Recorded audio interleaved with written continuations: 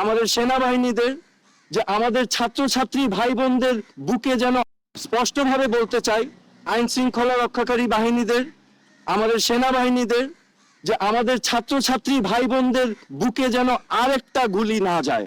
So যেহেতু তারা safe কাস্টাডিতে, আমি তখন রিকোয়েস্ট করলাম আমি তাদের সাথে দেখা করতে চাই।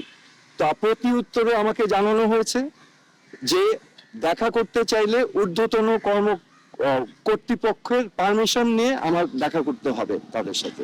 বাংলাদেশের মুক্তিযুদ্ধ নেতৃত্বদানকারী বাংলাদেশের প্রথম প্রধানমন্ত্রী তাজউদ্দিন আহমেদ এবং সৈয়দ দৌলা তাজউদ্দিনের সন্তান, এবং আমি নিজেই একজন রাজনীতিবিদ হিসেবে আমি 2 টার্ম বাংলাদেশ সংসদের সদস্য ছিলাম, স্বরাষ্ট্র প্রতিমন্ত্রীর দায়িত্ব পালন করেছি, এবং এখন আমি একজন সাধারণ নাগরিক। আমি আজকে এই ব্যাকগ্রাউন্ড এবং একজন সাধারণ নাগরিক হিসাবে আমি ডিবি অফিসে এসেছি, কারণ আমি বাংলাদেশের সকল মানুষের মতোই বাংলাদেশকে নিয়ে উদ্বিগ্ন বোধ করছি। আজকে আমরা জানি যে এখানে কোটা আন্দোলন হয়েছে, কোটা সংস্কার আন্দোলন হয়েছে, এবং এই কোটা সংস্কার আন্দোলন নিয়ে আমাদের দেশে একটি অশান্তিপূর্ণ পরিস্থিতি বিরাজ করছে। এখানে শত শত মানুষ নিহত হয়েছে, নিরীহ 5 বছরের বাচ্চা থেকে শুরু করে 8, 10, 15, 16 ছাত্র, সাধারণ মানুষ সহ অনেক মানুষের প্রাণহানি হয়েছে, এবং এটা আমাদের সবাইকে ক্ষত করেছে, আমাদের বিবেককে নাড়া দিয়েছে। এই বিবেকের নাড়ার কারণেই আজকে আমি ব্যক্তিগতভাবে ডিবি অফিসে এসেছি। কেন এসেছি? আমি ডিবি প্রধানের কাছে 3টা প্রশ্ন নিয়ে এসেছিলাম।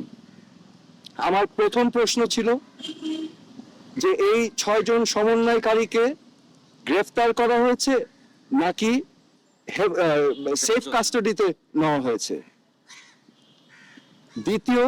দ্বিতীয় প্রশ্ন, যদি অ্যারেস্ট হয়ে থাকে তাহলে আমার কোনো প্রশ্ন নাই, আমার কোনো দাবি নাই, কিন্তু যদি সেফ কাস্টাডি হয়ে থাকে তাহলে আমি তাদের সাথে দেখা করতে চাই।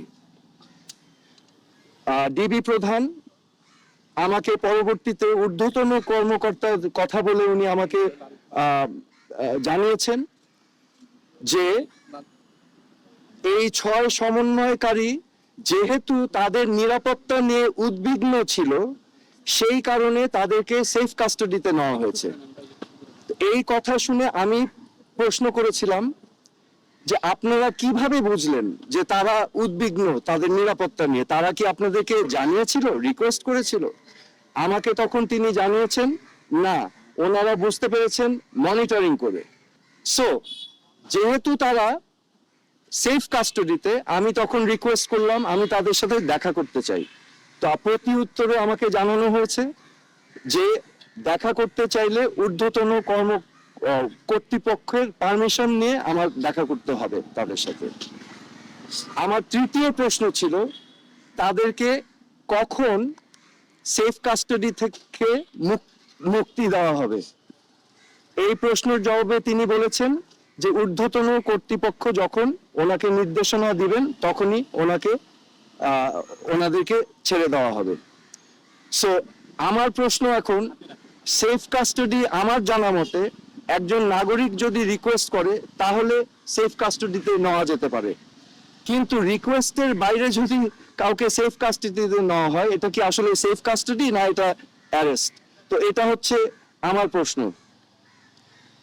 এখানে আমি আপনাদের সম্মুখে স্পষ্টভাবে বলতে চাই, এই ছাত্র আন্দোলন, কোটা সংস্কার আন্দোলন নিয়ে যে সকল ক্ষয়ক্ষতি হয়েছে, ক্ষয়ক্ষতি কিছুই না। ক্ষয়ক্ষতি কেন কিছু না? এই ক্ষয়ক্ষতি যে সম্পদের ধ্বংস হয়েছে সেগুলো তো জনগণের ট্যাক্স দিয়েই করা হয়েছে, এগুলো জনগণের সম্পদ, এগুলো হয়তো ভবিষ্যতে আমরাই আবার গড়ে নিব, কিন্তু একটি প্রাণ যেটা আমরা হারিয়েছি, একটি প্রাণও কি আমরা ফেরত পাবো? এই প্রাণ কি ফিরে আসবে? আমাদের মনে রাখতে হবে মুখ্য জিনিসটা কি, প্রাণের মূল্য কিন্তু কোটি কোটি কোটি কোটি কোটি টাকার থেকেও অনেক বেশি।